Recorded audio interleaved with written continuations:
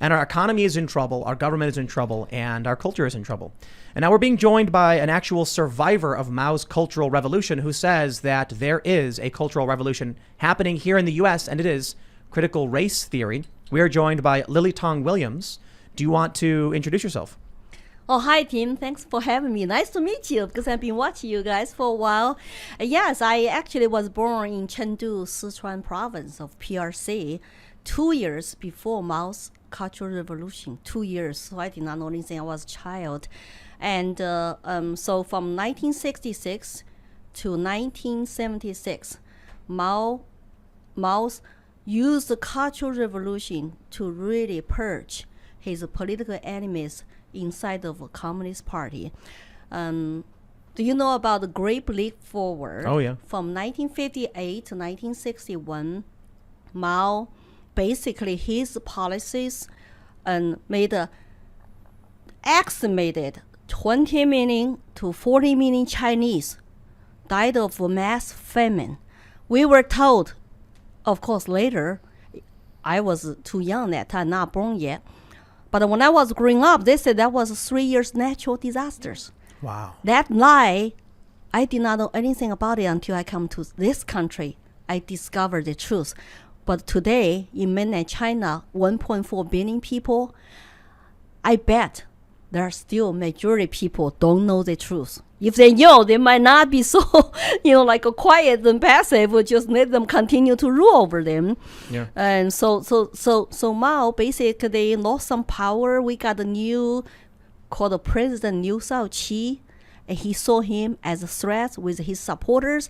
So Mao went outside of Beijing and used the what you call naive college students, idealistic, who worship him, to start Cultural Revolution, to say we're going to get rid of 4 oaths. What is the 4 oaths?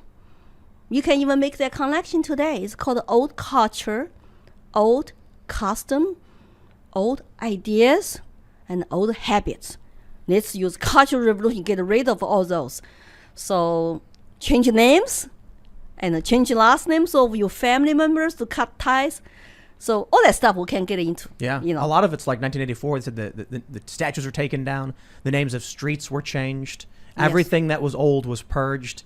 We'll talk about all of that. We'll talk about your story. You have to use identity politics to separate your citizens. It's a typical Maoist, Marxist way to do divide and conquer. How do you divide people? Mao did by classes, right? 5 red, 5 black.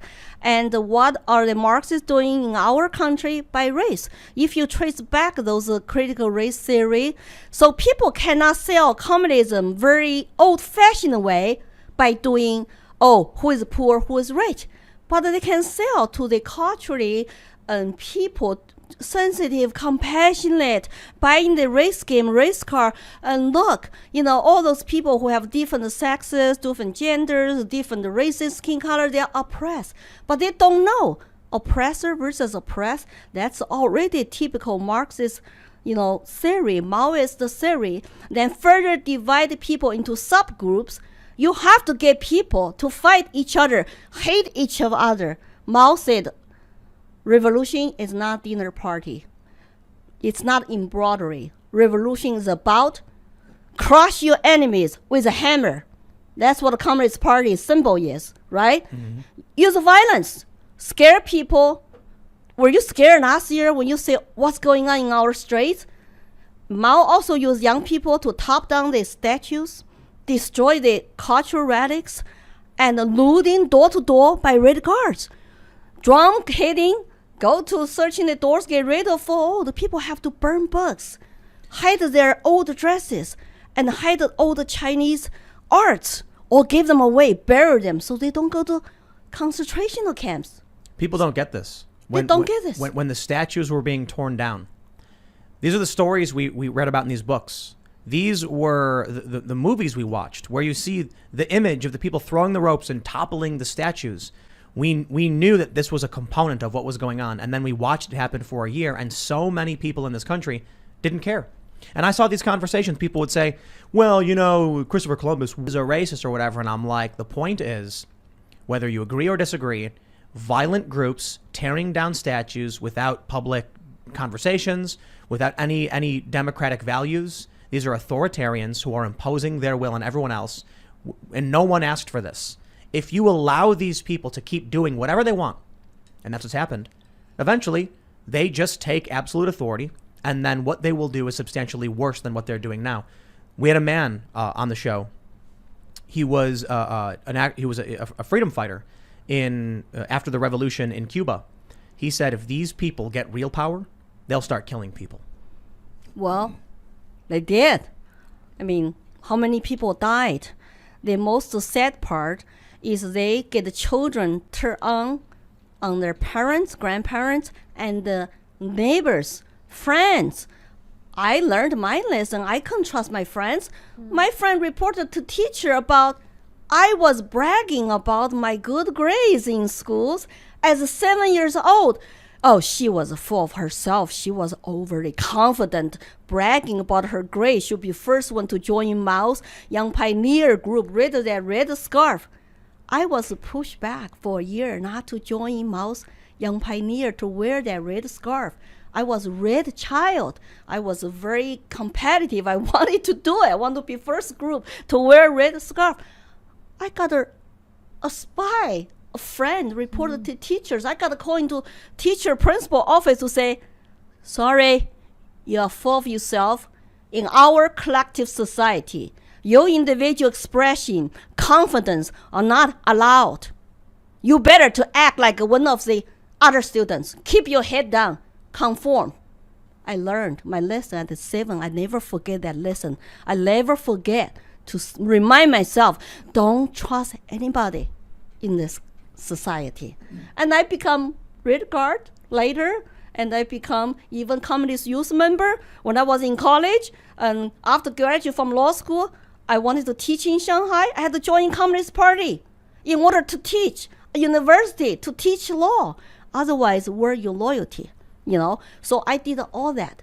But I also learned in my back burner, I better not trust anybody. I need to be strategic what I say. Is that sad? I feel like that way today about America. I have to be careful about what I said. Why am I getting canceled?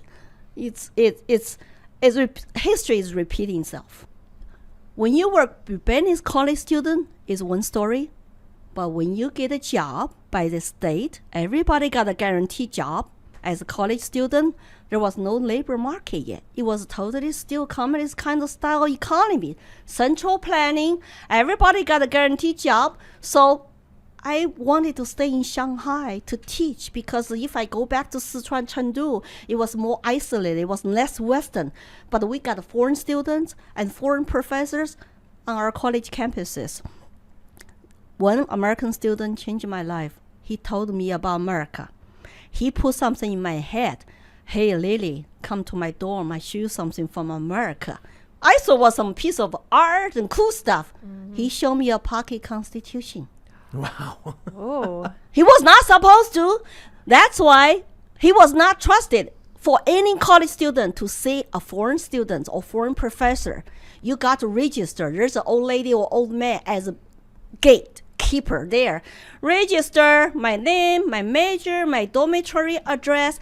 What are you going to talk about? Time in, time out, who are you going to visit? It's all tracked. So by the time I went to his dorm, he showed me this. He told me about Declaration of Independence. Just my English was so bad, I couldn't understand. He just read to me very slowly. We held those truths to be self-evident. What? All men are created equal. What do you mean? Well, Lily, you are a woman, you are Chinese, you have yellow skin, but you are creators, daughter and son. Your rights come from God, not from your government. You have an individual right. Nobody can take away from you. That's in Americans' founding document. My light bulb just came on. I never heard of individual right. I have a right? Me, by myself? Not from my government? You know what? Next time when I went back to see him, I refused to register. My light bulbs were not turned off. It's like I found some critical term called the individual right from God. But I had to cheat, because if you don't register, you get caught. The police will take you away. So I had to just, when lady goes to pour the tea, go to bathroom, I will sneak upstairs. And I will run downstairs very quietly. And then he told me more about Constitution, separation of powers, and the right to vote, Bill of Rights, most important, Second Amendment right. It's like, wow, this is can you imagine my feeling? It's like I have this, it's like finally I was searching for something, and I found it as a junior year student in college, because every university department controlled by who? Communist Party committee. They are in your university with every department. With if you have a business today, private business in China, you have over 100 employees, the party come on your site, supervise you, make sure there's no any threat to national security. So when I become law school faculty, they say, well, you got to join the Communist Party because you teach law. Law is a state government tool to govern the masses. So I did that. So, but after 1 year, I just feel like, oh my God, I could not ever have academic freedom. I could never do what things I wanted to do. So I decided, here's a country called America. Maybe I should plan my escape.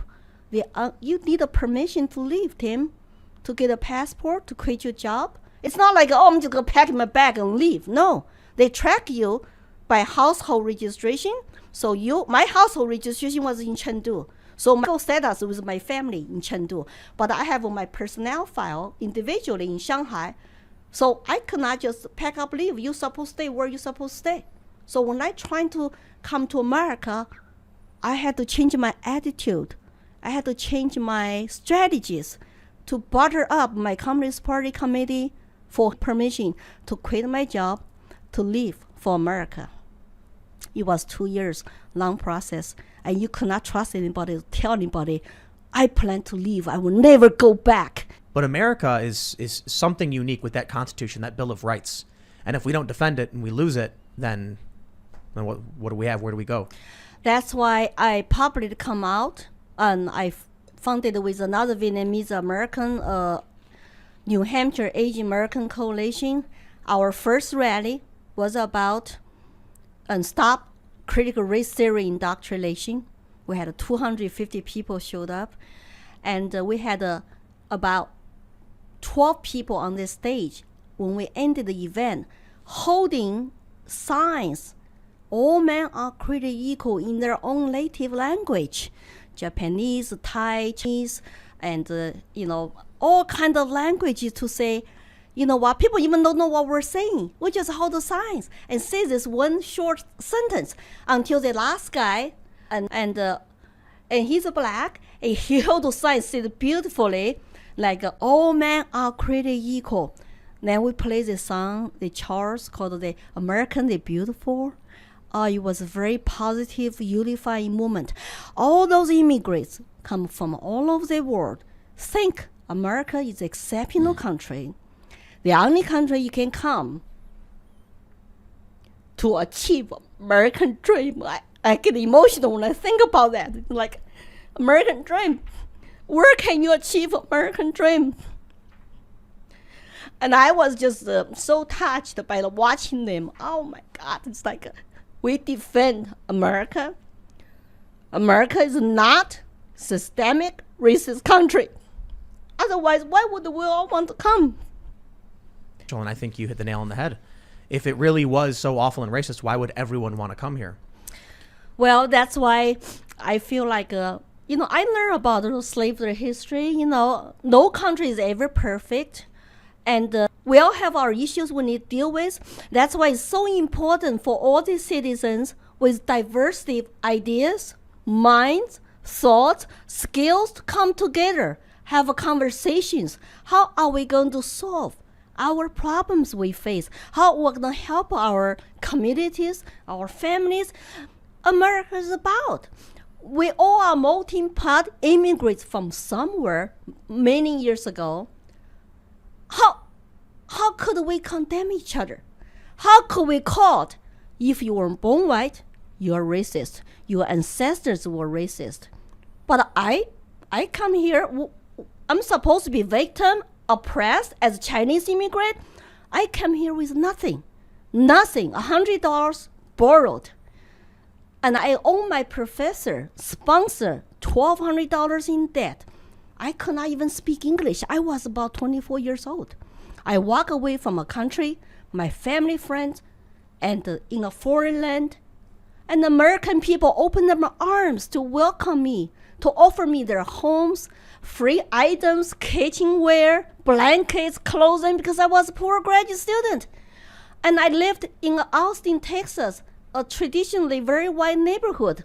They were so warm to me. So I start changing. I start to go into some different kind of meetings. And then the more I got involved with politics, the more scared I become. Why are people using Marxist terms in this country?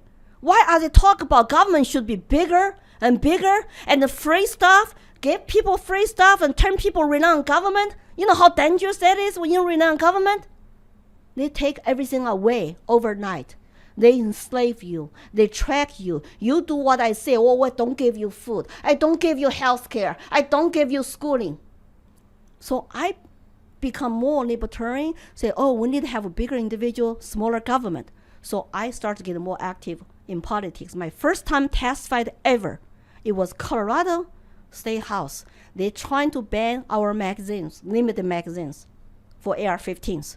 So I went there, testified 2013, even wrote my first opinion piece published to say, we don't want this here. Otherwise, look, the Tiananmen Square massacre, maybe people will fight instead of get killed, run over by government. We cannot compromise on Second Amendment. That's the first time I testified. And but then they passed anyway, party line.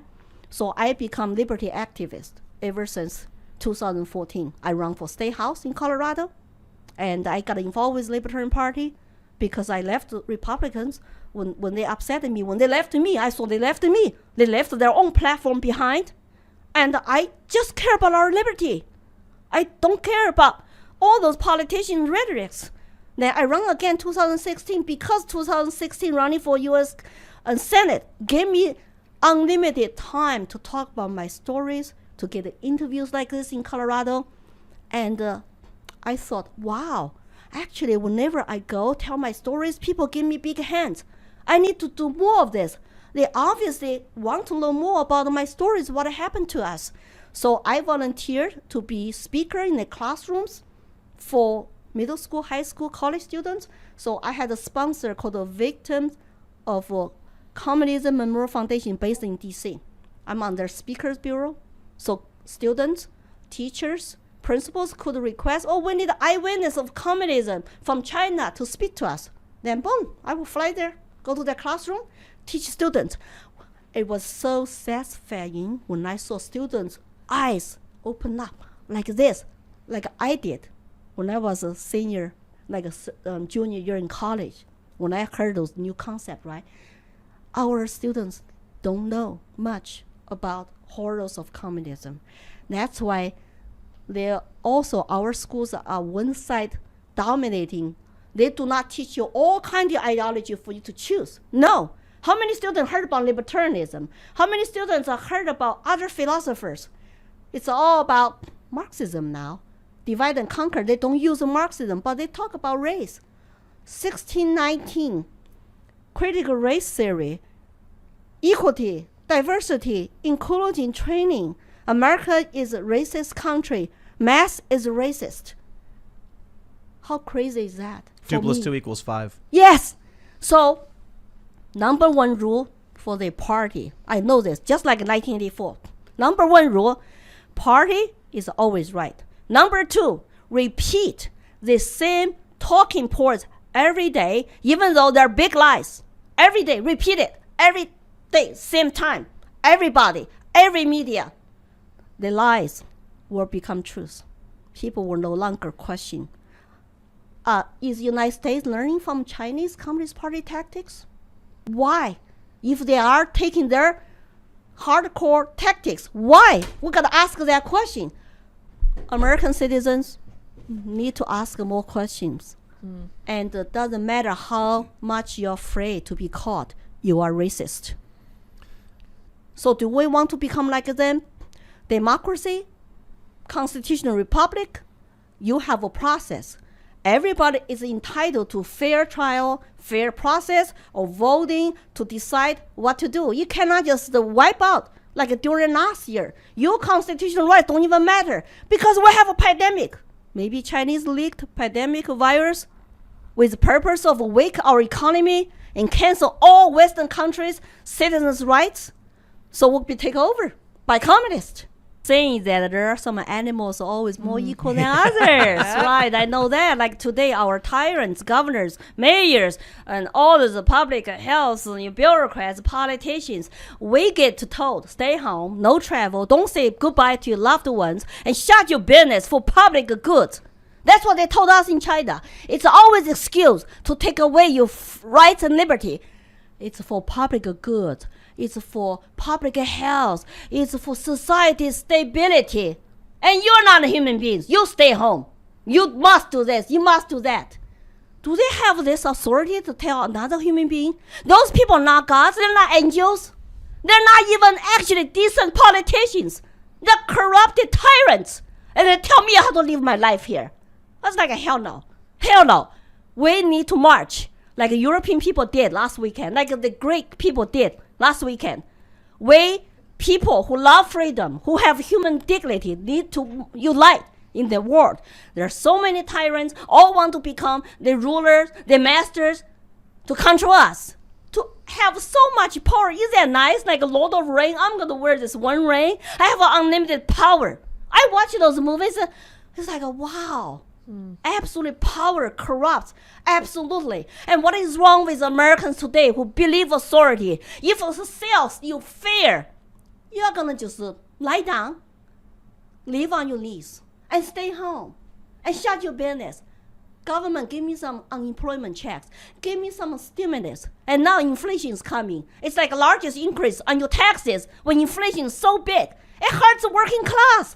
It hurts the poor. But they don't understand economics. How come our kids don't even study a book called Economics 101 that tells you they don't want you to become smart. You want to dumb down you. That's easy to sell you fair because you're afraid. If you're afraid, you stay home. Don't go out. Well, I have no place to go. America is home. That's why I wanted to tell my stories to warn Americans that it's not just critical race theory. It's not just 2 weeks flat the curve. It's not just, for public health and temporary shutdown. It's not. I don't say that. I say it's our liberty and the rights could be gone forever if we don't speak up, if we don't fight back, we don't resist. And do we want to rule by communists? Have everybody who came here from communist countries then to condemn America?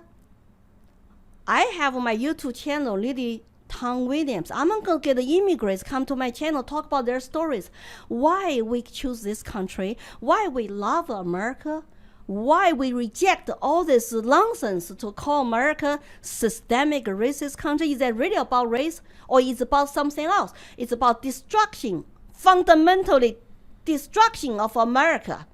The values, the exceptionalism, and the Constitution, the Declaration of Independence, to replace them with what? What are we going to do after we destruct? We're going to be equally poor. We're going to have a Marxism. We're going to have our children all become little social justice warriors, don't have any skills, and don't have any love for this country. Chinese government, CCP, is laughing to the bank right now.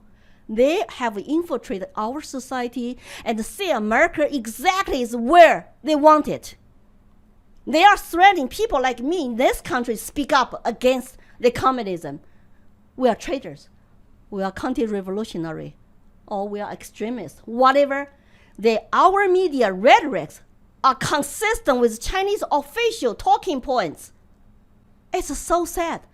Why are they doing that? Do our journalists understand? If you practice journalism in China, you need to get a state license. You need to study Chairman Xi's thoughts. You need to pass a test. Here they're kumbaya to stuff that can make them to get through under the bus someday. And the teachers, any conscious, good teachers, it's time to speak up now for the children, our country's sake. Don't teach division. Don't teach hate. We need to be united as Americans. There's nothing we cannot do. We cannot win if we're united. I have people always say that our people think, oh, you're just trying to scare us. We're not communist China. This is not communism. And it's about racial equity. It's about justice. I know their words, but I have lived through it. Lots of immigrants have lived through it. Look at the Cuban Americans, what they're saying. Look at the people who fled the former Soviet Union, what they're saying. We see the writings on the wall. We recognize the signs. We recognize the terms and tactics. When you do the diversity training now, it's like a China's Cultural Revolution struggle sessions. You go to a room, you keep your head down, you look depressed, you apologize for being white, racist. If you don't even realize, oh, my parents actually told me, oh man, created equal, I guess I need to dig deeper. I have what you call hidden bias against people of color. Then you should denounce yourself. Then you should apologize. And the public shaming. Have you seen public shaming last year during the riots and lootings? Public shaming, and people take knees and all that. It's like we still have maybe some time left to stop this train going down socialist communist path, but they are here. The train has started. It's gonna go down fast. If we don't educate our citizens and to be united, to realize danger, horror, we're gonna go down that way. So that's why I'm calling for people to listen to immigrants like us who live through it, and we don't buy this whatever left is trying to sell us. Our citizens are not our enemies. They're not. Doesn't matter which party you belong to. You're independent, Democrat, Republican. It doesn't matter. It's the people who want to control us, dominate us, want to put a chain on our necks and the chains around our brain. You cannot even think.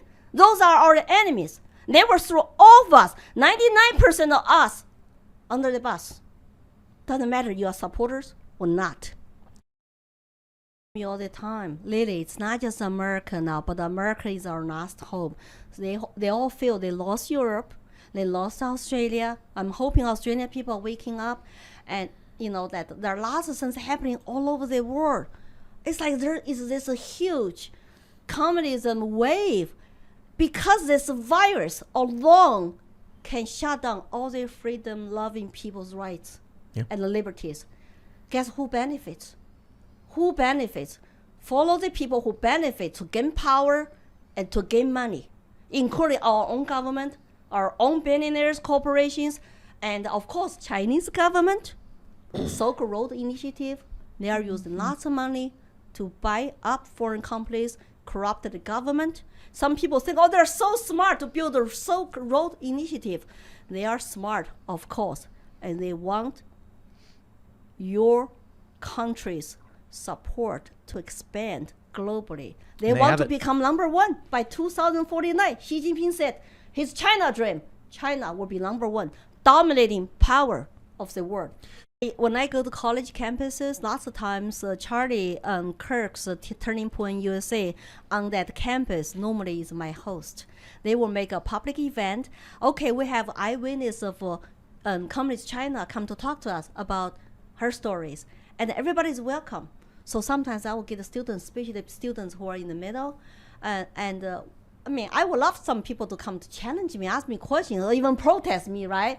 But it haven't happened yet. Normally, they just listen to my story. Their eyes were really big. They were focused on my pictures and my facial expressions. So I think that, if people just can be calm and listen to each other, respect each other's differences, this country actually can get lots of done.